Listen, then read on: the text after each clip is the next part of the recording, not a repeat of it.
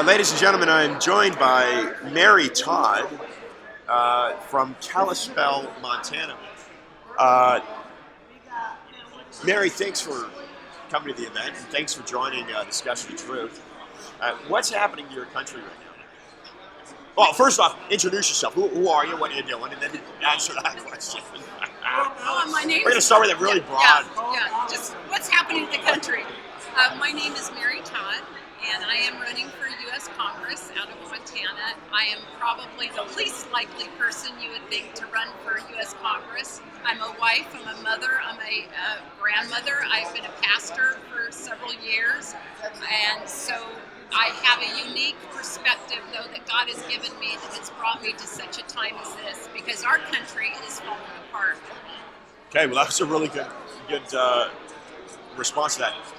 So tell listeners how you're an average American, kind of say. You're not a politician. It sounds like maybe you didn't see yourself getting involved in politics. No, not in a million years. I've never seen myself getting involved with politics. So what was it? What was the turning point? What got you saying, "Hey, I'm gonna run for the Senate"? You're running for? Did you say the Congress? I'm running for U.S. Congress. Yeah. There's an open seat in Montana that we haven't had for 30 years because so many people are moving to Montana because it's a little freer than other states. So we have this open seat, and I'm running against Ryan Zinke. I don't know. Oh boy. Yeah. Okay, I've heard this name, but yes. he's not a Montanan. Are you a Montanan? Yes, and he. This fellow's a Californian, isn't he? Right. Well, he says he's a Montanan, but he's got a residence in Montana. He does, but he lives in Santa Barbara pretty much. But he was the Secretary of the Interior under Trump, but didn't last there. And talk a little about, because he was involved in some kind of shady. Shady deals. And was it Energy Department or? Talk about this. He was with the Secretary of the Interior. There were shady deals. I don't really want to get into what he did because it's really easy for people to look it up if they want to. There were several different things that he got in trouble for. He was a Navy SEAL, but didn't end up with a very high rank when he was done, which tells you some things. So there's some problems, and some people call him Rhino Zinke. So I'm running against him for a very good reason, and I can tell you why. So in 2012, we got a phone call that changed our life forever. In June of 2012, my son was an PhD in electrical engineering. He was working in Singapore for an engineering firm called IME, and he was working on GaN technology, which is the next level of silicon. Very high technology, very important technology. And one day he called me and he said, "Mom, I think they're asking me to compromise U.S. security with the Chinese." And I said, "Why?" And he goes, "Well, the technology I'm working on cannot be transferred to China, and they're having me meet with this Chinese company." And he said, I'm not going to do it. I won't. And so as the calls kept coming, he kept telling me, "Mom, I'm being pressured to compromise U.S. security." And finally he said, "I'm going to quit my job. I'm not going to do it." It would have been treasonous for him to go along with this illegal transfer of technology. So he quit his job. He gave them notice. And then he started calling and saying to both Rick and I believe my life is being threatened. If I don't stay, it's like an underlying threat. And so then he said, "If I don't call you every single week, call the American Embassy. Something's happened to me."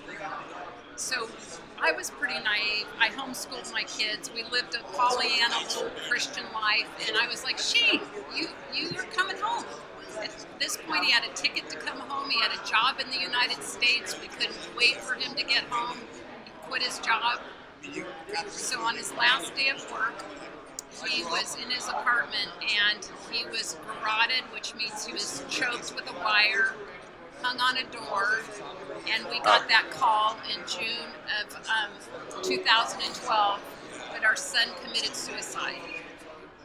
Now, because of what we knew, and because we knew our son very, very well, we were suspicious. We didn't know what had happened, but we flew to Singapore immediately. My husband flew for American, my son flew for Delta, so we could get there as fast as humanly possible. Once we got to Singapore, the police officers that met with us. We told them we think our son was murdered. And they said, oh no, we have his suicide notes and we know how he killed himself. So they sat us down in this putrid green room and handed us 2 suicide notes from his computer. They were typed, so not handwritten. And it was the first sense of joy that I'd had from the time I'd heard my son was dead. Because when I read the first line in the note, I know he did not write the notes. It wasn't my son. I homeschooled my boy. I know how he writes. And later on, we had 2 linguistic experts substantiate what I already knew. That not only was it impossible that my son wrote the notes mathematically, because that's how they do it, they look at his writing and the writing, but it was impossible that an American wrote the notes. And so these were 2 experts. That was our first clue that my son had been murdered. But then his body was another clue. He had defensive wounds all over his body. And he was a rugby player, and he was second in the state in wrestling in Florida. So he had 2 huge bumps on his head.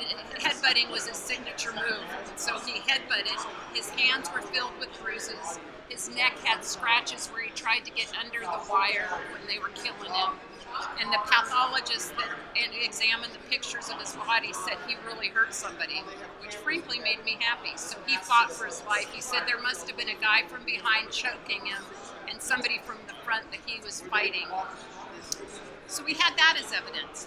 But it wasn't until we got into my son's apartment and we started looking for clues.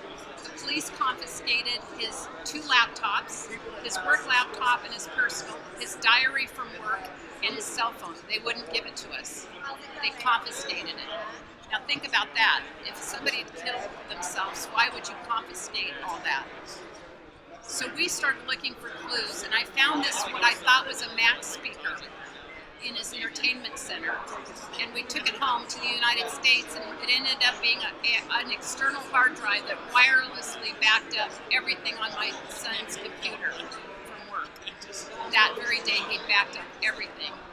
And so thus the book that I've written called Hard Drive, A Family's Fight Against 3 Countries. Because of that hard drive, we had a computer forensic expert examine it, and he found that it had been accessed after my son's death, and a file was opened that has to do with Huawei, the largest telecommunications company in the world, owned by the CCP, the Chinese Communist Party.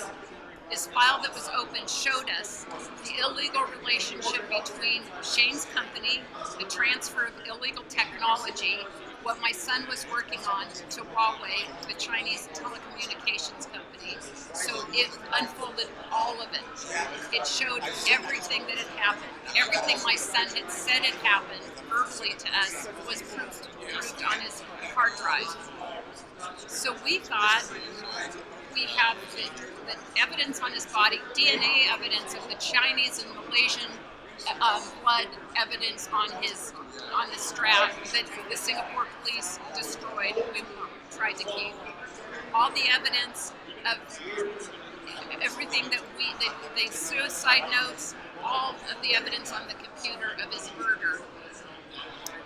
So we started fighting and trying to get our country to look at this. A year into it, we had gotten nowhere, but an investigative reporter started looking into it, and he went to Singapore with us. He stayed a lot of time with us. He examined everything and finally sold the story to the Financial Times magazine, and they did a 7-page spread on us. We were on the front page of this magazine, Death in Singapore, told the whole story, all about the technology, all about what had happened to my son. Very well written, scientifically based article. That broke loose and everyone was calling us. I had 11 movie producers calling us, 48 Hours called us. They followed us for a whole year of our life. They lived with us practically. Went to Singapore with us several times, went to Washington, D.C., just filmed us everywhere we went. And I thought, oh, our country now is going to do something. Our leaders now are going to do something. Well, we met with everybody. We met with all the senators, congressmen, anybody that would meet with us. And it wasn't until we were sitting in Congressman Wolf's office, he's from Virginia, but we were in Washington, and he looked at us and he said, to my husband, my son, and I, you're doing the right thing, but you're not going to get anywhere. I know your son was murdered. And I was so shocked. I said, Congressman Wolf, we have all this proof. Why aren't we going to get anywhere? And he said, because Huawei, the Chinese telecommunication firm, owns a law firm on every corner of Washington, D.C., and they have bought out several of our elected officials. Now, Congressman Wolf has written a foreword to my book, Hard Drive, A Family's Fight Against Three Countries, warning Americans to listen to us, warning Americans about what happened to us, warning Americans about the Chinese Communist Party. So when this happened, and we really got very little help. I mean, they sent the FBI to our house and babysat us, basically, and tried to placate us. Senator Baucus was a Democrat and was the third most powerful senator in the United States, actually did try to help us, even though he's a Democrat. It's a nonpartisan issue. And he was very helpful, wanted to fly to Singapore with us. I called him on his cell phone almost every day, and until one day his legislative assistant called me and said, Mary, we can't do anything more for you. And I went, what? Why? She said, we've done everything we can, we're just unable to help anymore. And it was that afternoon that Max Baucus was on the radio. I heard he was offered the ambassadorship to China. So everything that we tried to do there, we were shut down. And the Chinese Communist Party has so much power that any help that anybody tried to give us was shut down from the highest level. Joe Biden, vice president at the time, got a 20-page document showing the evidence of my son's murder, showing the evidence of what was on his hard drive, showing everything. We never heard one word from the president or the vice president. So from that point, I realized our government is going to do nothing. And so I wrote this book to detail everything that we went through with the proof. And I named names: Comey, Mueller, Biden, all the names that we dealt with in this book. And I should be sued 10 times over. But they can't sue me because I told the truth and I back it with evidence. But I name names and show what they've done. And so from this time, I started speaking on national security and just warning people about the Chinese Communist Party, the One Belt, One Road initiative. The people, if you don't know what that is, look it up. It's dangerous. The fact that they're infiltrating our universities, this whole virus from the Huawei lab, this is not by chance that all this has happened. The fact that critical race theory, Black Lives Matters, it's all funded by Marxism and the Chinese Communist Party's behind it. Epstein Island, that's the way they get our officials. They start getting them involved in things that are so awful, but slowly, and they erode slowly until they have a bot and they can't get out of it. If my son had gone along with that transfer of technology, the Chinese Communist Party would own him. So I would rather have him in heaven, having done the right thing, than here on earth serving the Chinese Communist Party for the rest of his life, which several of our elected officials are doing right now in the United States. So every time I speak on national security, people ask me to run. I've said no since 2014. Finally, probably 6 months ago, I felt like the Lord was saying to me, it's time. You need to stand up and fight for this country. And the one thing I will tell you is I cannot be bought. I cannot be bought. What's the first thing that you do when you become elected, Mary? Well, I think voter integrity is extremely important. Without voter integrity, if we don't fix what happened in 2020, we don't have a country.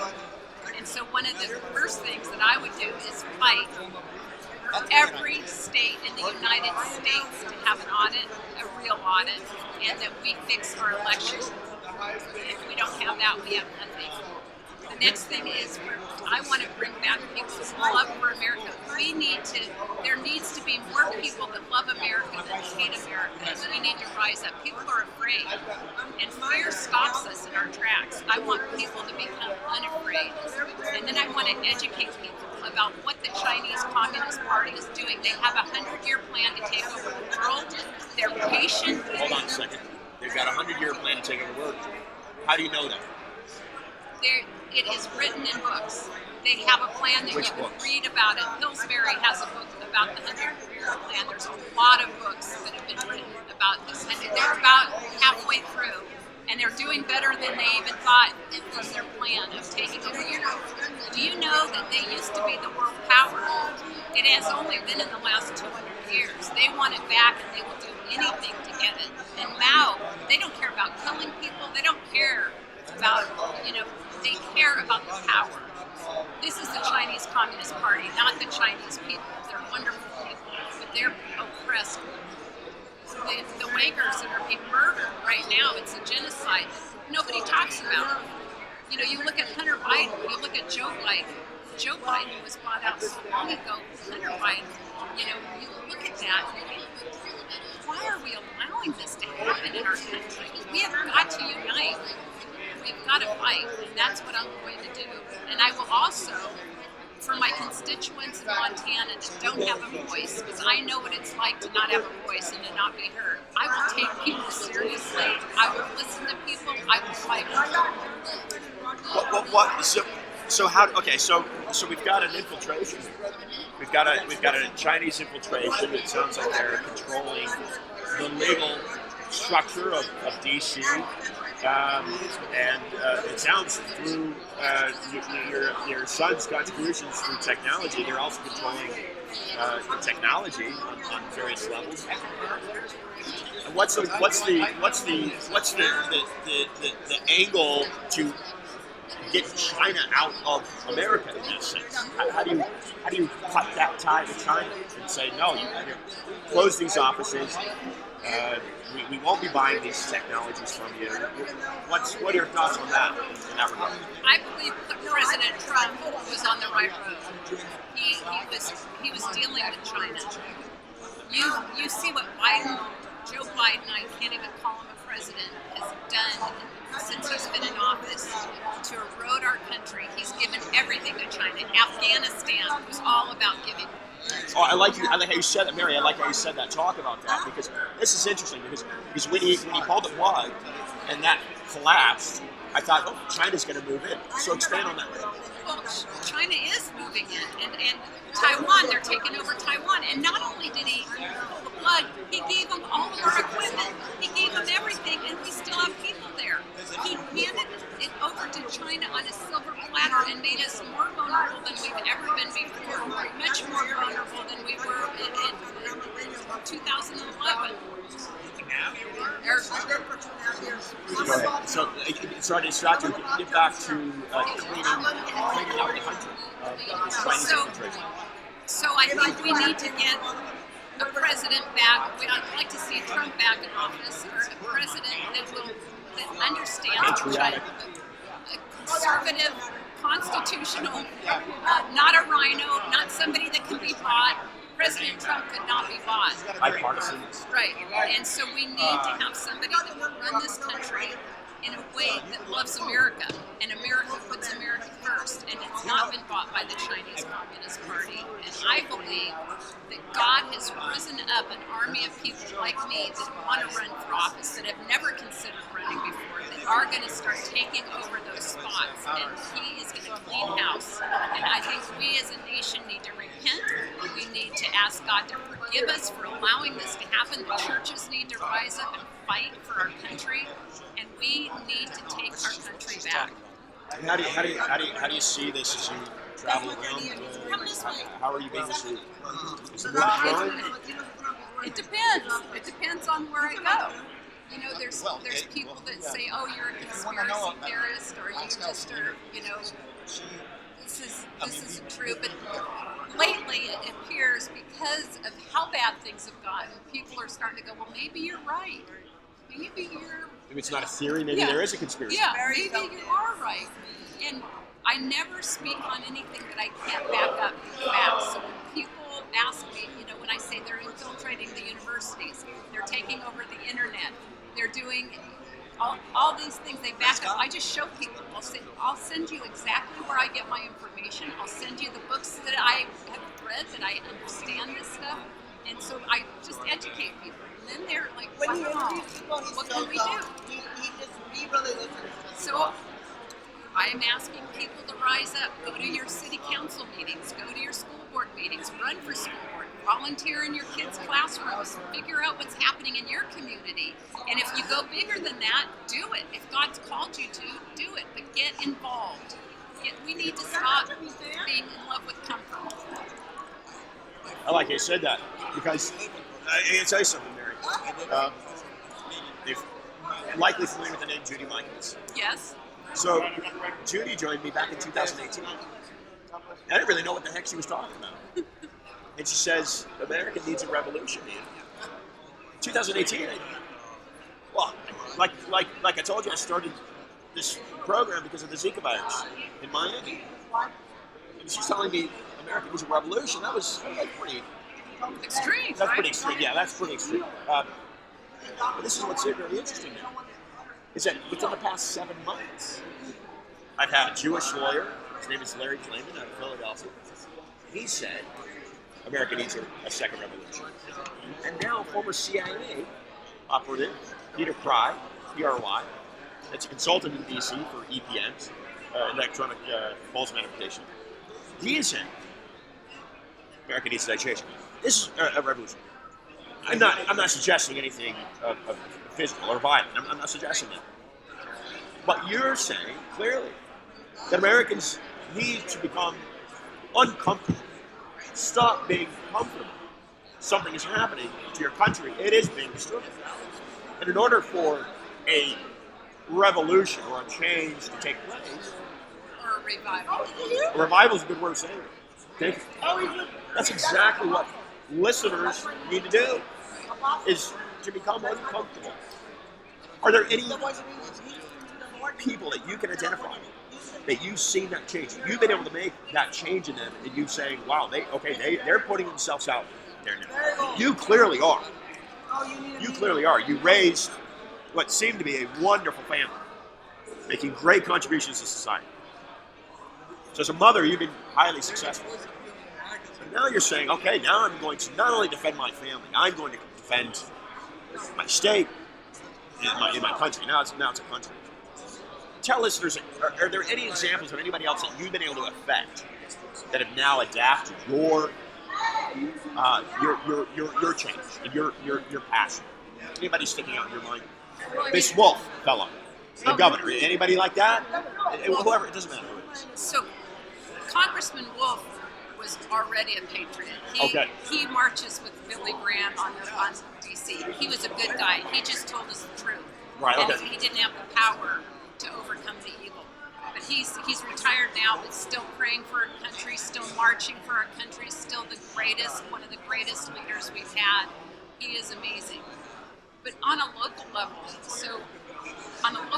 I'm seeing people rise up. I have a son who flies for American Airlines. So he's my second-born son. Shane, the one in heaven, Shane Truman Todd, in heaven was my firstborn son.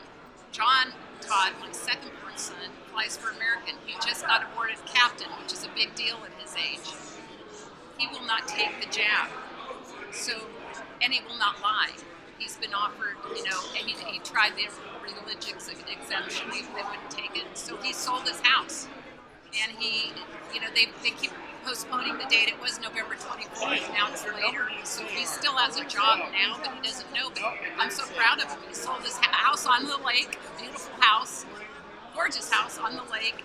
And he said, I'm not going to be beholden to a company, and I'm not going to have to be dependent on this paycheck. I'm going to rise up, and I'm going to fight this. And I'm so proud of him. So I see that kind of thing happening. Yeah. My other sons are fighting. They're doing their own thing. Then people in our church that are rising up and doing things they've never done before, going to school board meetings, running for office. We're building a little coalition of people that want to fight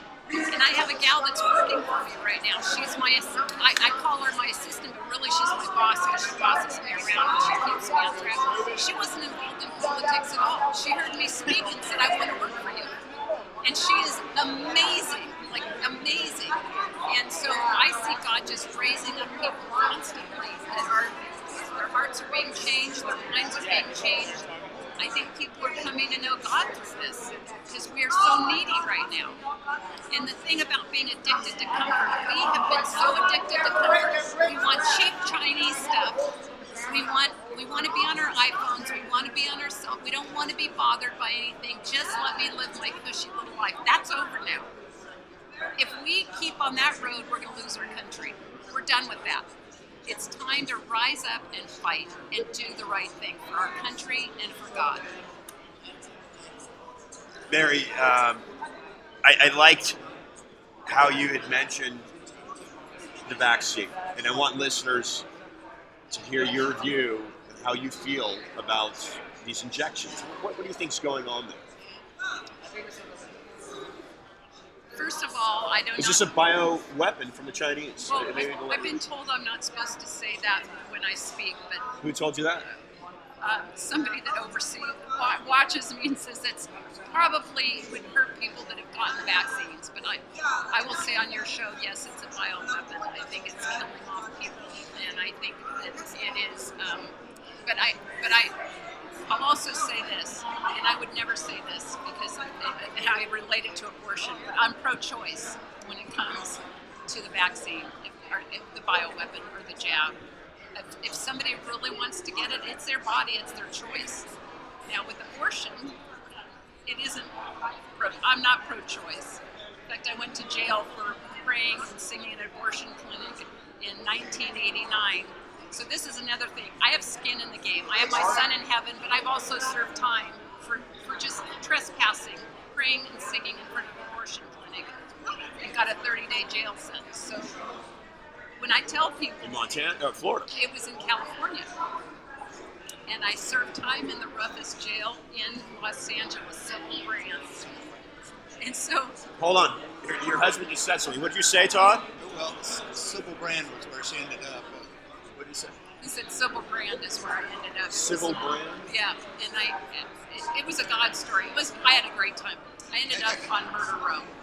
And so, it's a truth. How do we get on this subject? Anyway, my point Well, you were talking about vaccines. And but a pro-choice. Pro-choice. I'm pro-choice for vaccines. You know, I'm not going to judge somebody for getting a vaccine, but we've told our children and begged them and showed them, and they, this is dangerous stuff. This is what's in it. Please look into it. If anybody's thinking about getting one, look into the ingredients. Look into what's happening. There's a fireman here that I don't know if you've met him yet. You should interview him. But he runs 500 firemen that are standing up against the vaccinations because he sees people coming in every day, paramedics that say that there's like 20 and 30 people every day that are responding in a negative way to these vaccines. And so he's seeing it firsthand. But it's happening all over the place. So I say it's a control issue. If we bend down for this, it's against our Constitution, it's against the Nuremberg Code. We should not be demanded to do this at all, and we have to stop it.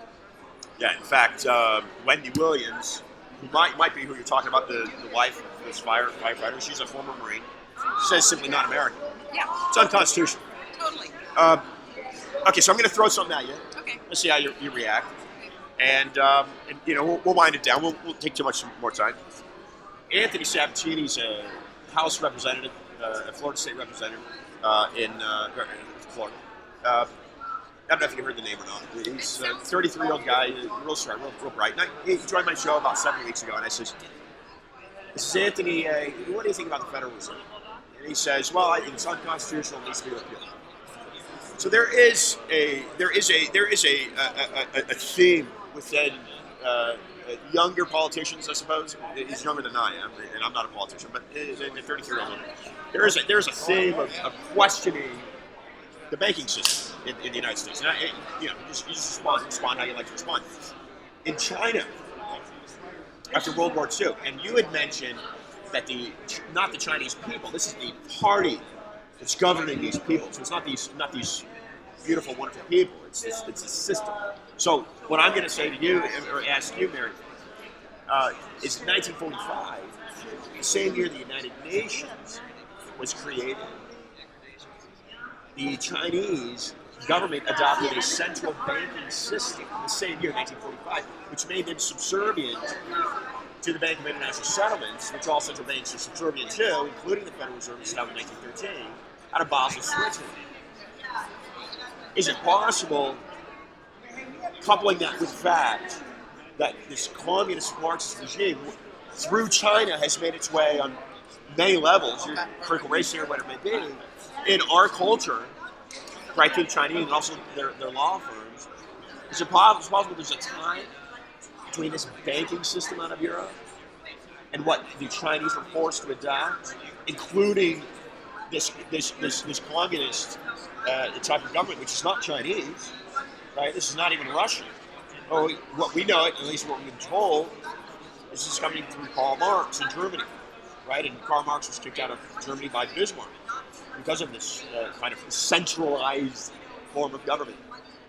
Is it possible there that listeners could be tying together the Chinese economics with this kind of communist adoption of communism and linking it back to Europe? Is that a possibility?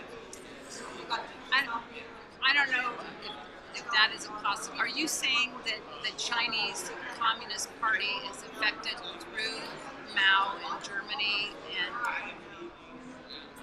I'm not sure what you're at. Yeah, that's exactly what I'm suggesting. Is that possibly they have been forced, almost even coerced, to adopt these types of policies. Well, if you look into the history of the Chinese Communist Party, you'll find that they really haven't been forced. This is who they are. Okay, and yeah. I do think they've been influenced, obviously, by Marxism. They love Yeah, it. yeah. But they have a history of Marxism, and they want to rule, and they want to rule the people. They want to run the people. But the Federal Reserve is something that we need to look into from the very beginning. Once we got into paper money and got away from the gold standard, there's so much corruption in the Federal Reserve, and what's happening with our dollar right now, what they're doing to us, and they're trying to get us on one world system. Who's that? Good question. So I believe the deep state, the people, What's the that? Soros, the Clintons, the Soros, the Chinese Communist Party that are getting us into this one world government is using all of this for their end goal, to control us, control our money, control our land, take away our land if we don't do what they tell us to do. And so it's all biblical. If you look at the Bible, Sure, yeah, right. the one world government happens before Jesus comes back. But it's also practical because it's written on the back of the dollar bill, adopted by FDR, right? It's in Latin. It's written in Latin, not Chinese, in Latin. It's written Novus Ordo Seclorum. Right. It's things to consider. What are some, Mary? What are some final comments? What are some final things you'd like listeners to want? So what I want listeners. What incredible work you're doing. What incredible. You are doing. Well, thank you.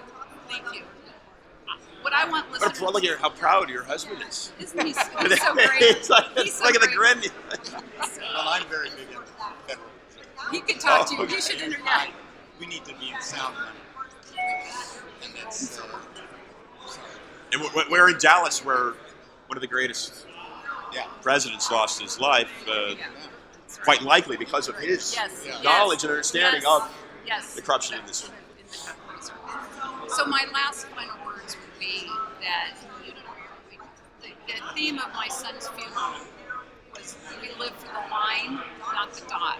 And what that means is that if we're living for the eternal perspective and not for the dot, this really short time on earth, but everything we do is for the good of glorifying God, helping each other, doing the right thing, it's eternal.